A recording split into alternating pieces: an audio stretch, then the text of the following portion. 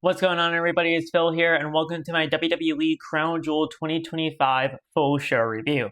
If you guys woke up yesterday morning at 8 a.m. Eastern Standard Time, you guys would have seen an incredible show from top to bottom. Great in-ring action, amazing stories told from top to bottom in terms of what was progressed and honestly what was finished as well. And the results of the show from top to bottom was truly just something that we are going to be remembering for 2025.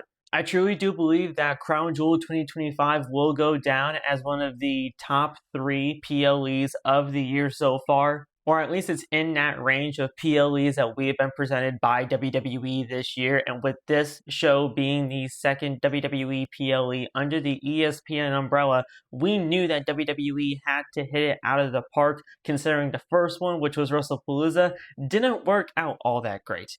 But in this video, we're going to be going over each and every single match that took place at Crown Jewel 2025. I'm going to be telling you guys what I liked, what I didn't like, and ultimately where I think WWE storylines can go from here as we head towards Survivor Series War Games in November. And if you guys want to leave your thoughts and opinions about what you thought about WWE Crown Jewel, go ahead, do that. And while you're down there, hit the like button, subscribe to the channel if you are new, and turn on the bell for all notifications. That way you guys never miss another video right here on the YouTube channel. But now, without further ado, let's get right into a review as we start off with Roman Reigns taking on Bronson Reed in an Australian street fight. The biggest thing to take away from this Australian street fight, even though I realistically just call it a street fight because WWE just loves to put wherever they are going in front of the word street fight, and then there you go.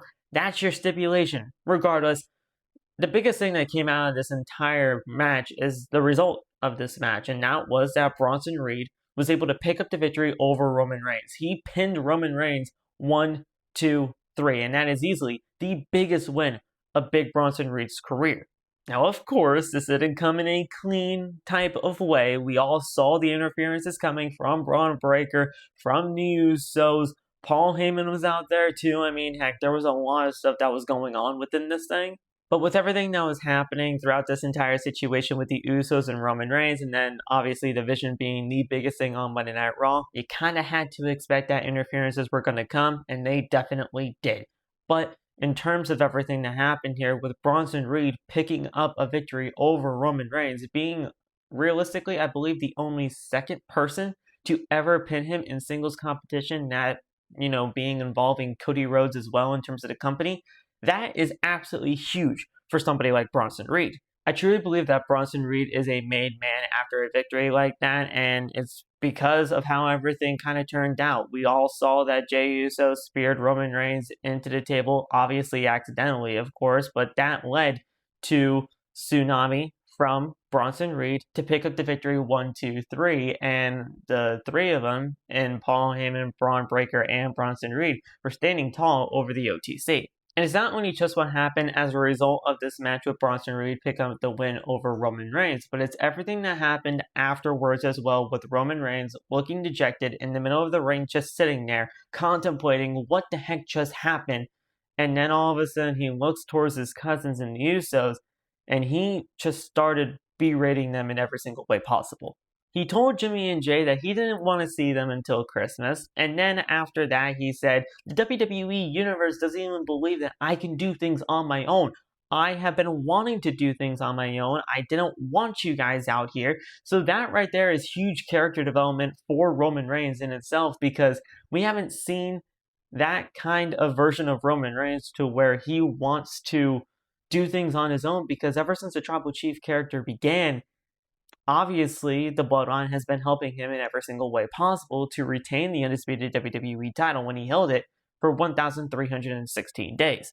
Jay also said that he's out too, which makes me believe that he is still technically on the side of Roman Reigns. It also just left Jimmy just in the middle of the ring contemplating what the heck just happened. Why is my brother even freaking out on me now? So at the end of the day, it's going to be so much more Bloodline like situations going down within the WWE in 2025, and I did not expect WWE to have Bloodline War in 2025, but you know what? Here we are. And I'm absolutely for it, man, because at the end of the day, the Bloodline has been, the biggest thing of WWE since obviously the pandemic era when everything kind of got started with the Usos and Roman and, with everything that's kind of going down between the three.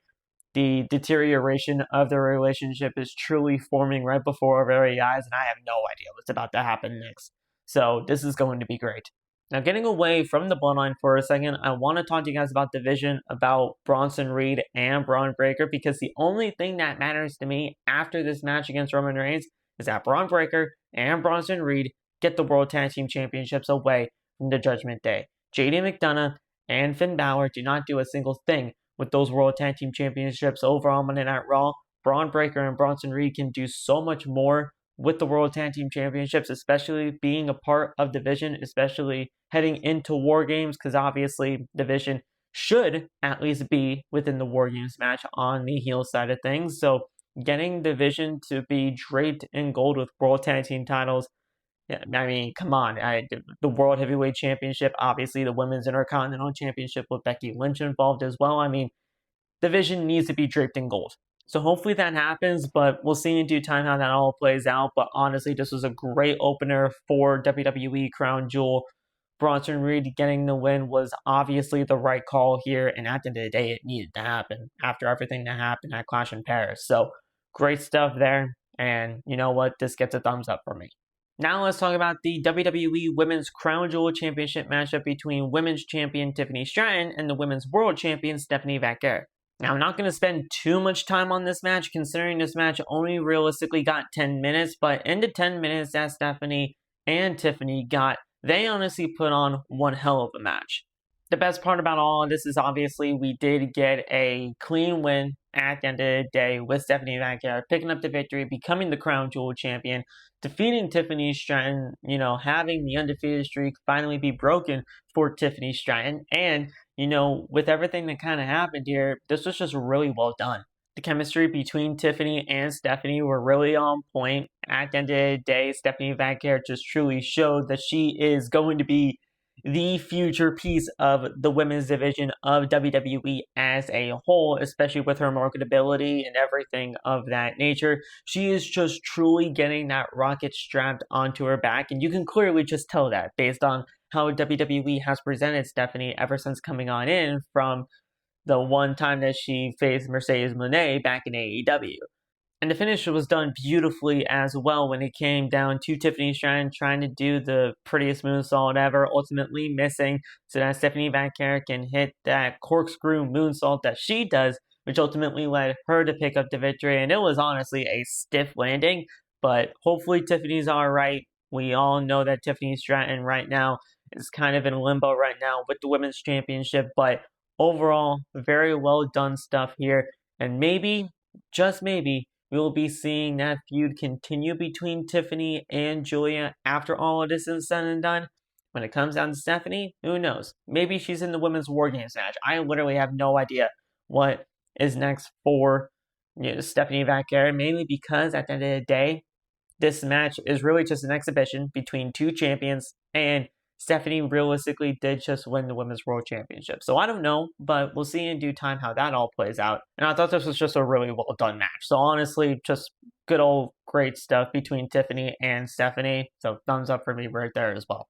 But now we gotta get into easily a match of the year candidate. It's John Cena taking on AJ Styles. Just so that you know, I'm not going to be able to do this match justice. If there is any match that you guys got to go check out, if you guys did not check out Crown Jewel yet, go to the match that happened between John Cena and AJ Styles. I mean, you guys will not be disappointed. I said in my preview and predictions that, yeah, sure, at the end of the day, this matchup was built on social media and honestly built on the nostalgia factor because of the history that John Cena and AJ Styles have from 2016 and 2017. And I did see a lot of people trying to complain that there realistically is no story with all of this. But at the end of the day, guys, when you have the history between John Cena and AJ Styles like they do, you realistically don't need story because the story is the history. This match was just incredible, and there's a reason why the video title is the video title, and that's because AJ Styles and John Cena truly, and I mean truthfully, wrote a love letter to professional wrestling with everything that happened in this 27-minute classic. The majority of this match alone was just huge callbacks to all their greatest rivals from the past, and I mean, there's so many to even mention throughout this entire ordeal, and I don't even know if I'm going to be able to name all of them. But before we even go into that, the best thing to me in terms of everything, even before the bell rung, was the introductions to everything, because John Cena handed Alicia Taylor an envelope that ultimately read AJ Styles' announcement, and AJ Styles' announcement was absolutely done beautifully. Because we all know from AJ Styles himself that within the next year or so, he's also planning to retire from professional wrestling. So the fact that John Cena went there to write an introduction and hand it to Alicia Taylor so that he can also give AJ Styles his flowers in Perth was just beautifully well done.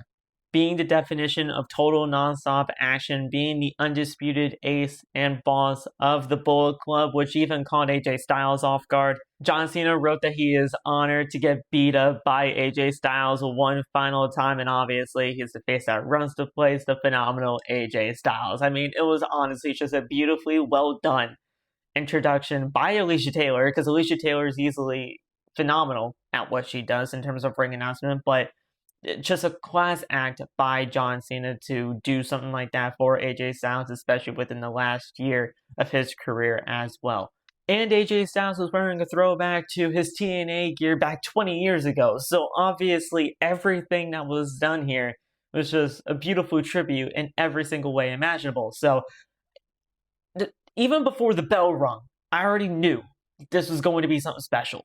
I'm not going to be able to name move by move, considering, I mean, my God, did we just get a lot of finishers within this thing? But I'll just say this. It is truly a love letter to professional wrestling. If you guys love John Cena, you love AJ Styles, you're going to love this match. You're going to love the callbacks. You're going to love all the homages that they paid towards their former rivals, towards the people that have helped them out throughout their entire careers. The whole entire match was done in the ring as well, which is obviously just a callback from what they did back in 2017 during their Royal Rumble Classic. And I mean, that was also just done purely in the ring. They never went outside either. So that was just really, really good to see. And it's just something that you guys are going to have to watch bell to bell in order to realistically feel the way I am feeling right now, because like I said, if you're a fan of John Cena, if you're a fan of AJ Styles, and you know the gravity of the situation with both of their careers being honestly just done within at least the next year or so, you know how important all of this was to professional wrestling fans. So this was just beautifully well done, and there's just nothing else like it. It's easily one of my favorite matches of the entire year. There's no ifs, ands, or buts about it. It's easily going to go down as at least a match of the year candidate, and they put on an absolute classic in every single aspect. So go ahead, watch it. You're not going to want to regret it. This match proved also that AJ Styles should not be in the mid-card, should not be teaming up with Dragon Lee to go up against the Grande Americanos of all people. AJ Styles needs to be in the world title scene. He needs at least one more world title run before he calls it quits, before he calls it a career. He needs to be at least in the world title scene. And as far as John Cena goes, what's the next pay-per-view? What's the next show he's going on? Oh, wait, that's Survivor Series in San Diego. Call up Dominic Mysterio. Get John Cena to take on Dominic Mysterio for the Intercontinental Championship, and let's make John Cena the Grand Slam champion he should always have been.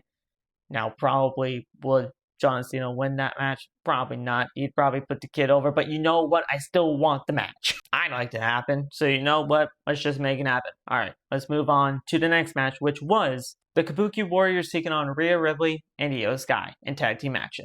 Now, my immediate thought when I saw that this match is taking place after John Cena versus AJ Styles is that they put these four women in such a terrible position. They really did, because when you go through a 27-minute classic like we did just prior with John Cena and AJ Styles, when you have all of that energy kind of sucked out of the arena because of how great that match truly was, you cannot expect even somebody like Rhea Ripley, Io Sky, Asuka, and Kairi Sane to ultimately just lift up the crowd once again after everything that they just went through in that arena. I mean, they did their best, and they definitely had the crowd going through some of this matchup here, but man, they put them in a terrible spot, and I knew that right from the gate. And realistically, the match went on a lot longer than I expected it to. Like, it went on for almost 20 minutes, and honestly, it was a fine tag team match for what it ultimately ended up being. But most of it was the Kabuki Warriors really getting it to Io Sky so that she can make the hot tag so that Rhea Ripley can call it a day, get the Kabuki Warriors out of there, and win the match, essentially. The 4 women in this match, even though it was a little bit too long for my liking, did absolutely incredible in this tag team matchup. We all know that Asuka and Kairi Sane are incredible as a tag team, and we all know that Rhea Ripley and Io Sky are easily 2 of the best women going today, not only just in terms of popularity, but just because of the overall aspect of WWE programming. These 2 are red hot right now, and you can clearly see that. The finish of the match was seeing Kairi Sane take everything for Asuka. At the end of the day, we saw a riptide from Rhea Ripley to Kairi Sane, which ultimately led to the moonsault so that we see Io Sky pin Kairi Sane so that Asuka can look strong. And I know this might be a little bit of a hot take, but this is where I truly believe that WWE kind of went wrong with the decision here. Because I truly do believe that Kairi Sane and Asuka should have won this matchup here in Perth, Australia. And trust me, I understand why they had Rhea Ripley and Io Sky win this matchup here. Obviously, to get their comeuppance from everything that happened between them and the Kabuki Warriors that led up to this matchup here. But I truly do believe that the Kabuki Warriors should have won this matchup here so that they could be contenders for the Women's Tag Team Championships. Because I know this thing is not done. We are definitely not done. We should not be done when it comes down to the story of Asuka, Kairi, Io, and Rhea. We definitely should not be. Those 2 and the Kabuki Warriors should become Women's Tag Team Champions, that we can get this match again, and possibly see the Tag Team Championships be on the line between these 4 women.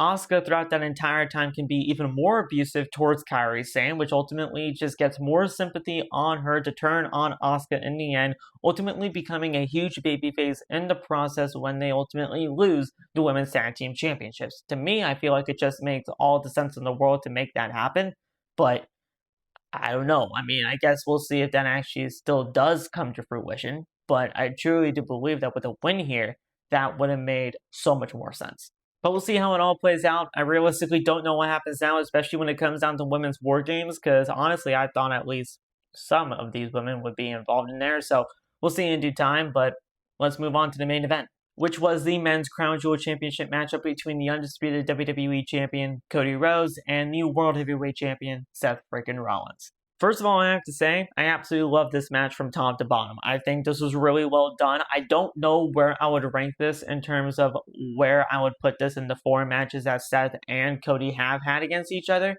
Probably number 2 for right now, because obviously I think the best match is their Hell in a Cell match. Maybe this match fits in at number 2, and then you would have the Backlash match and then the WrestleMania match following that, or you switch those however you want to rank them. But overall, I truly do believe that this match was really well done by Seth and Cody.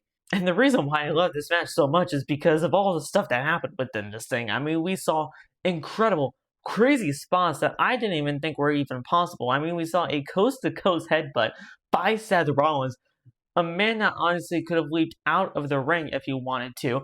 We saw an avalanche crossroads, which just makes no sense whatsoever. I have no idea how those 2 landed perfectly when it comes down to that. We saw obviously the super curb stomp by Seth Rollins ultimately end the match, and honestly just a really well done match. So obviously the in-ring action was on point. Obviously when it comes down to the psychological aspect between Cody Rhodes and Seth Rollins, that was very much well on point as well, because that was truly a huge factor heading into this thing.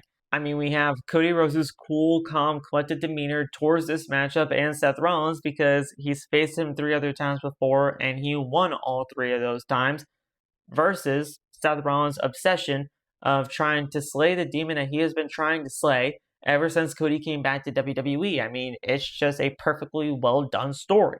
And also one of the best parts about how this match came about is how they use the watch. The watch that Cody Rhodes gave Seth Rollins after everything that happened at WrestleMania 40. Seth Rollins was getting cooked by Cody Rhodes throughout the entirety of this matchup here. He went to the timekeeper's area, he grabbed the watch, he was contemplating, looking at it with endearment in his eyes, and then all of a sudden he just puts it down on the ring apron because he could not bring himself to ultimately pull the trigger and use it while the referee was dealing with something on the outside. Then when the referee took a bump, we all saw Seth Rollins and the look that he had in his eyes. He grabbed the watch, he hit Cody Rhodes square in the head with it, and there you go. That ultimately led to Seth Rollins slaying his demon once and for all, and finally defeating Cody Rhodes. Earlier on in the night, we saw Paul Heyman meet up with the Bronze to basically discuss the game plan moving on for the main event, which was that if Seth Rollins was even calling any of them down, to not come out there, because he needs to do this on his own. Paul said to the Bronze that at the end of the day, it's either going to be Cody Rhodes that's better, or it's either going to be Seth Rollins that's better. They need to figure this out on their own. He wasn't able to win clean with that watch being in play, but Cody Rhodes can now hang that over his head because now that he's 3-1 against Seth freaking Rollins, he can hold that over his head and saying that at the end of the day, the one loss that I have against you is because of the watch that I gave you back at WrestleMania 40 weekend. So, I mean, there's so much story there that you can tell with that. But in terms of Seth Rollins and the result of the matchup here with Seth picking up the win over Cody, it had to be done, especially with War Games coming up, especially with how WWE is presenting the division right now.